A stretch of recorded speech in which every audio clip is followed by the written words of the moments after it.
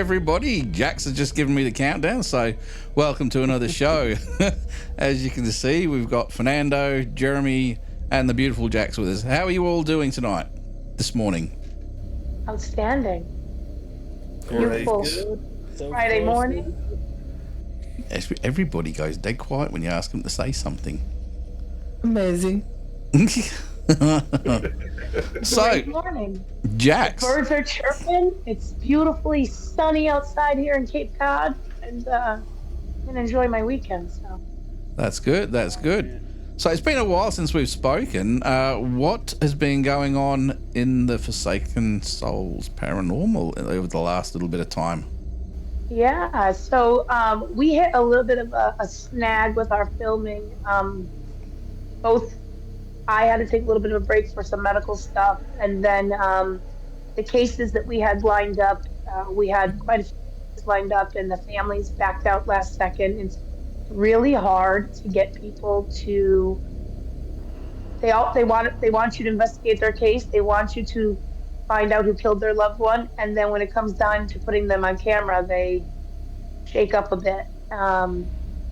I've had some attorneys get in the way, so we hit a bit of a snag with our caseload, so I had to kind of scrap a lot of the caseloads and start all over again, but that is not to be given up on. I refuse to quit on it. But so we are finally back at it again. I am re-interviewing a whole bunch of new families for their cases, and I'm hoping to start getting the investigative part of it going by next month. So. How many cases do you have on the go for your first season? So it's 10 cases a season plus one like special episode we would do around say Halloween or something like that, which would be a little bit like maybe a 2-case episode type deal. Mm. Oh, it's interesting. It's interesting. I mean, when you first came on and you told us the premise about what you're doing, and because of your backgrounds and everything, I thought there's never been anything done like this before, and I've been so excited to see how you're going with everything. I know last time we spoke, you'd had a bit of success with at least one or two of the cases, and I was interested to hear more, but I mean, obviously you can't say too much because people have got to watch the show to find out, but if you can give us as much as you can give us, that would be fantastic. Yeah, so I laugh because I've always said I am not an editor. I'm not a tech person. I am like a investigator through and through, but I suck at the editing stuff. So that's why the case loads for the first episode and second episode took so long, was because I had gone through like 3 different editors for the show. And it took me a while to get those put together. But with that being said, we were very successful in our first case, although the police department stopped returning my calls. So I sent the findings to the FBI, and I said, hey, you guys, here's what we found. You guys can do what you will with it. Sadly, that victim, the family, the family, she was a Jane Doe. So that was the first piece of it, that nobody knew who she was for 26 years. And after doing some research and some kind of, crossing off different, okay, it can't be this one, it can't be that one, and narrowing it down, we found a victim that we believed was definitely her. So we did the FBI analysis of the facial reconstruction, and there was a 96.3% match of it. So like it was so cool to see when you put the faces over the imprint, and I was just like, oh my God, it's her. Like, it's her. So you actually got a name? Yeah. So I tried to give that information to the state police. I left numerous calls, never returned my call. I can't help but to think it's almost like they want to keep it what it is, because if someone else solves it, then that just undermines them in a way. And that's definitely the feeling with the second case as well. This case, the family member is 100% behind us. Really, really blown away by the stuff that we uncovered. And we even when interviewing the police department, I don't think they took too kindly to me presenting them with evidence that they didn't have. And you could see the color run out of their face on camera. Just, where did you get that? And the minute that From a goat. happened, what's that? From a ghost. Yeah. That's exactly right. From two ghosts, actually. Because, fun fact, this case took us by surprise. We ended up potentially solving a whole nother murder out of it. This is the one I think you were starting to tell me about. Yeah. It sounds totally intriguing, this one. This is the one I think you mentioned. You'd uncovered a second crime or something tied to the first. Yeah. And if everything is 100% correct, which I believe it is, the cover-up involved is insane. Like the levels that individuals went through to make it look like a random crime was insane. Truly insane. But just like with the first case, this case, the police department really got pissed off. Told me not to come back to their state. Wow. Yeah, don't come back here again. It was like, the whole state or just here? Because I lived here, so that's a problem. Wow. Yeah. Yeah. And then one of our third cases involved the church. So then I started. John got in a little bit of a chest bumping contest. With a priest, and, No, not John. He's too old for that. He's too old for that. Yeah. He said, "Let me see your credentials, Father." I'm like, "Credentials? Do priests carry around a badge of Christ? Like, what credentials are we flashing, John?" Do not ever talk about a member of the church and flashing in the same sentence. Well, that's exactly it. This case. There's your credentials right there. The kicker is that, when it comes to John and I and Irene, John's very much the typical, like, rough Bronx boy from New York. Like, don't give a F about what you say or do. I'm coming for you.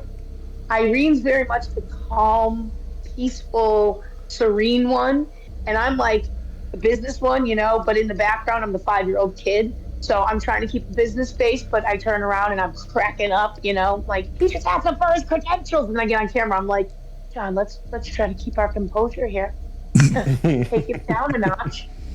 This priest was on a bicycle, like the Wicked Witch of the West coming in, and John's like, "Give me your credentials." I'm like, "Oh Jesus, we're gonna get arrested." We got thrown off the property. You ready for this? We got thrown off the property that was the woods. What? On the side of a highway. How do you get thrown off the property on the side of a highway? I don't know, but I hope you recorded it. Of course. Oh, we got the whole altercation on camera.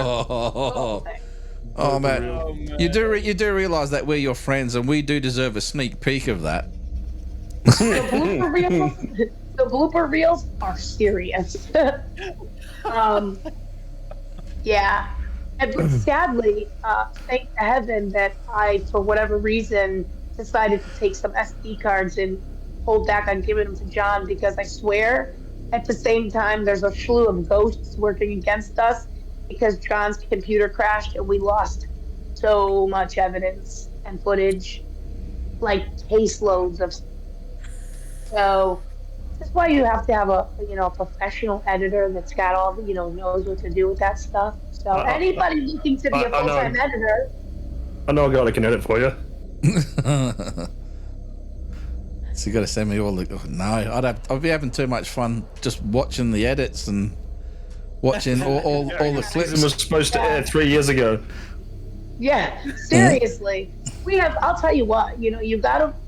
Everyone talks about how, the different planes of existence and the paranormal world and our world, how they coincide, and spirits are crafty little buggers, and sometimes I feel like they're over there pulling the strings and we're the puppets, because the things that happen, you just gotta be like, how is this possible? Like, how? is this happening? But Yeah. we never give up, and that's I think the most important part is staying on it no matter what obstacles we hit, no matter what bullshit we run into, no matter what Hollywood drama we run into, or I should say para-celebrity drama with some of these people. Um, and no matter what irritated ghosts or pissed off priests we run into, we just keep trucking. So hopefully sometime this century we'll get the whole 10 episodes in one shot. That'll be awesome. That would be so awesome. but You know what you need to do? You're busy. You need to release Yeah. one full episode as a teaser for what the rest of the season's going to be like, because at least then we can start pumping it out there for people to watch as well. You know, I was going to do that, but then I'm like, well, what if it takes like 3 months to get the second one out? You know, then it becomes like, do you release it again? You know, I was trying to do it to where I had at least 3 in a row, and then I could get another 3 and do it in kind of clumps. It's not easy when there's 2 of you, and you both work full-time jobs, so it becomes a lot of around-the-clock work. And then on top of that, I was asked to be a full-time cast member on Amazon Prime's Dark Echoes show. So now, and that's already been released, and we're filming season 2. So now I'm filming for 2 shows. No, that's Save that one for later. That means now I can't get rid of Amazon Prime because I've got to wait for that to come out. I was actually going to ditch that one. All right, you can use mine. There you go. Wait, is it out already? So season 1 is out. I was a guest investigator on season 1, episode 5, Twisted Vines. Hang on. And High tech, getting me envelope and writing this down. Episode 5. I'm already clicking on Amazon Prime. I think that's. Do you know what? I think that's 3 of us that have done it now. What was it called again? Dark Echoes. yeah. Yes. I've got it sitting in front of me. This is a riveting podcast. Watching everybody writing it down. Oh yeah. But I did use my special. That sounds wrong. I was saying my special pen, but I can't. That just no. That's so bad. This is my special pen. It's my steampunk pen. I could knock somebody out with this thing. It came with a 3-pack of crayons and a colouring book. I love steampunk. Yes, it's cool. When we went to Adelaide, we went to this place. It's a leather shop in Harndorf, and you get your first glimpse of the old goggled leather top hats and things like that. Then you go into the next shop, and they got the goggles and all this other cool stuff. And that's a bit further down is where I found this pen. I haven't got autofocus on, but it's solid brass. It weighs an absolute ton. It's all been turned, and it's epic. But Oh, that's cool. back to you and the show. Are you going to do a steampunk episode? Oh, that'd be awesome. That'd be so cool. I could just see. I could just see John running into a house with the steampunk glasses on. Especially if they're too dark and he does a face plant into a wall. Boink. Yes, it's like the Delco goggles. Yeah. So with this episode, so I was on episode 5, and the host and producer and the lead of the team, the guy that created it, we worked great together. And so I got a call one day, and he said, "Hey, how would you like to be a full-time cast member for season 2?" I said, "You don't have to ask me twice. Let's do this." So we start filming, I believe he said like February, but we've been doing a bunch of events leading up to that to kind of prep for season 2. We did a meet and greet like 2 months ago, and then we just did a huge live event at the Palmyra Historic Museum in New York. We've been doing a lot of stuff for that as well. So super busy. So for anybody who hasn't watched Dark Echoes yet, what kind of locations are you involved with on that show? Or what kind of cases? Yeah, so season 1, they did a variety of locations, some of them pretty well known and some not really that well known. But season 2, he's taken it a little bit of different direction. There's going to be a lot of locations that people aren't aware of, as well as house calls. So that'll be fun. Well, you got to remember, a lot of all the big places, they were unknown until they became known. So you guys could be pioneering the next load of big places that nobody's heard of yet. Right. I mean, how many times can you investigate a trans allegation? You know what I mean? And by now, you know the ghosts on a first name basis. I like to get into places that people do not know. Right. It it becomes you can almost foresee how an episode's going to go if you keep going to the same location. So Yeah. I'm not big on going to well-known places. I like to find those little golden nuggets hidden in the backwoods of some small town. Yeah. Yeah. Well, And who could pass up house calls? Because that's my thing. So well, we've got a case on over here which I can't really go into, but it's sort of gone cold at the moment, and it's got the potential to be as big as Amityville. You're talking about same sort of age groups, the same number of kids, and what's been going on there. The police are already involved. People have been hospitalised by what's going on, and like I said, it's hard to say anything because certain people in the household are welcoming this activity, which makes our job that much harder. So there's not much point in us going in to try and stop it, because I don't even, oh, I thought she was frozen there for a sec. There's not much point in us going in because we're not going to be able to affect any kind of change for the family until they're all on board. So they're out there. The cases are out there. yeah. I mean, before John and I, She is frozen. John and I've only, I am. Oh, she's. Oh, we're getting a little jiggity bit here and there. Oh, there we go. No, Nope. maybe. We had her for a sec. Well, Am I frozen or not? You're yeah, frozen. You sound like a robot and frozen. It should be frozen. I have full bars here. I don't know why it would be frozen. It's not making sense to me. She's gone done broke the system. Uh-oh. Can you hear me? Yes. Yo, you're back now, I think. Yeah.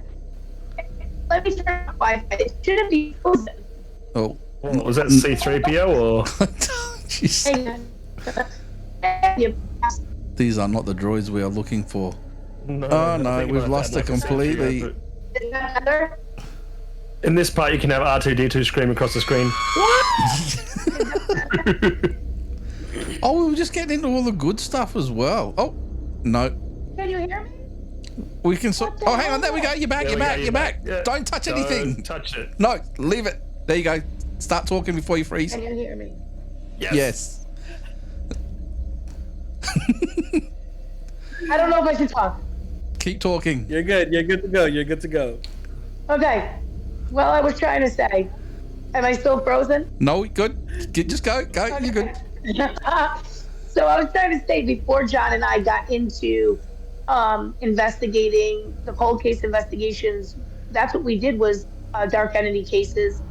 We really only kind of started filming and showing people our work about 3 years ago. Before that, we've got years of private house calls and dark entity cases, that stuff you wouldn't share with most people. There were things that I've encountered that awful, and sadly a lot of people do bring that into their house, and then they want help when they don't know what to do because they like messing around with stuff they don't understand.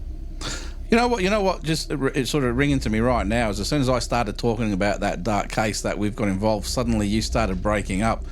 I wonder if they're trying to play jiggery pokery with us. What I tell you, Well, Gary, it's like told that. you, spirits like to play around. Yeah. So that young guy that we saw at the tunnel, and he's like, "Oh, I was playing with a board, and then this happened, and then now I feel tingles on my right side, and this, that, and the other." It's like, dude, don't play with stuff you don't know about. Yeah. What Jeremy's talking about is last weekend we did a public ghost hunt, and you've seen some of it. I put some of it up on our Facebook page, and we had a lot of people pull out that sort of at the last minute. So we thought we were going in there with a fairly small group, but it seems there would be several other groups of people decided to hit the same location on the same night, and they saw what we were doing, and they were that intrigued that they all got involved, and we ended up with almost double the group that we would have had if everybody had turned up in the first place. And one of these mobs was another group of people who were ghost hunters.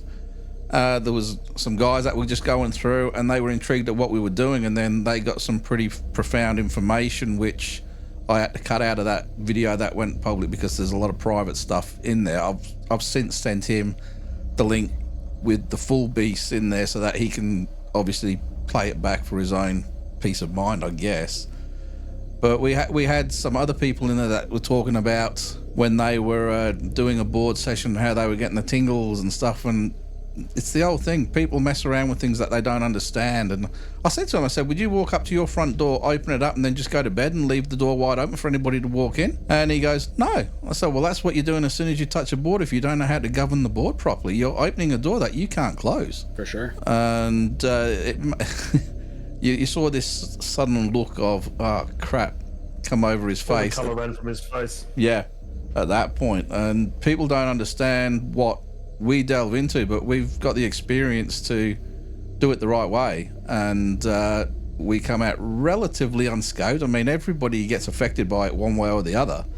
It's just a matter of being able to limit what it is. And people that watch these ghost hunting shows like, you know, Adventures and things like that, they think that's how you do it, and they get themselves in all kinds of strife. Yeah. Yes. Yeah. It's a ghost. It's a demon. It's all right, Jaclyn, to make it even better, the spot that we were actually at, someone had actually painted a Pentagram. in there previous. And this place is actually known for devil worshippers. Yep. I've actually... Did they paint it correctly? No. Yes. No, it wasn't quite correct. The actual pentagram was correct, but the sigils weren't there. So they were, again, I think they were work experience. Or just people trying to become graffiti. Yeah, but that's the thing. That is, Fernando, you're 100% right. And there are a lot of people that don't realize messing, even something as simple as putting a graffiti pentagram on the wall, if it is done correctly, you can do a lot of damage, and it doesn't even cross their mind. Like, some people don't even realize that there's a correct way to do it and an incorrect way. Even We know. Yeah, but even an incorrect way, when the intention is there, they can still bring something through. You know what I mean? It's not as if you're going in there to do a specific thing, you need to have something targeted. You know exactly what you need to do. If you just watch these shows and you go, oh, you got to draw a pentagram, and you've done it all wrong, while it's not there, the intention's already in the people around, and that's probably 80% of it. The actual correct symbology of what they're drawing is the focal point, which brings it all together. So people can get themselves in so much strife. So much strife. Gary walk into it. Yeah. See, I'm that person. I've got no dramas of sitting in the middle of a pentagram. Does not faze me at all. Gary's like, yeah, I'm not going in there. I've seen stuff go sideways. Here's a fun fact for the Dark Echoes episode. That the gentleman's name, I believe his name is Matt. Yep. Right. So the first time I saw him was I'm not gonna mention the name of the house, but I'm just gonna say I know what you're talking. Okay, yeah. So for Jeremy and Gary, the first time I saw him was because he was involved with the demon house that we know of, and he actually came out in the news. Is that the Connecticut house? Yeah. Mm-hmm. Yeah, he was in the original filming of it. Yeah. So that's pretty interesting. That's, you know. Yeah, the original back when. It's all right. Bleep. We need a bleep there. Bleep. Bleep. We're good. When certain people filmed. Yeah. I mean, it's kind of interesting how that one location, it's, you know, kind of, you know, we're all connected somehow. And what's funny about that is that Jeremy and I are connected, and we're on the other side of the world, never even been there. You guys have both been there, so you have a physical connection, but we're still tied into all of that. Yes. Yeah, unfortunately, you know, I'm sorry. That's on me, you guys. That's on me. We just might as well have just a segment called Paradrama and just let it all go. Well, speaking of paradrama, everybody. I mean, we're not going to go into it, but just going to say Jaclyn, the please. Conjuring house.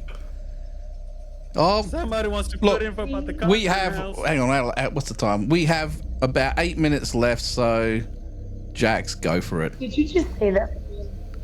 Hey, Go for what? whatever you, Your whatever you were wanting to go. You were wanting to go into the paradrama, weren't you? As soon as you said Paradrama, your eyes lit up. Well, I'm saying that would be a great episode to discuss all the shenanigans that go on in this community. That'd be hilarious. Well, I'll tell you what. Next time we get you on. All I'm We'll saying. get you at. Is John going to be available? It's hard for him to be available because Friday mornings he works and he can never get out of it. What about Friday If you nights? record on a Saturday, you can do it. We could. Friday my night or your Yeah. Your time. Yeah, we could arrange that. yeah, that would work. So it may be in a couple of weeks. In a couple of weeks. In a couple of weeks, we'll do that, and we will do a complete episode on. Look, we're probably going to shit on a lot of people, but That's okay. do you know what? I don't even It's care. not really shitting on that. What was that? Are we gonna Nah, be don't censored? Look, it's proper Paradrama. Don't get censored.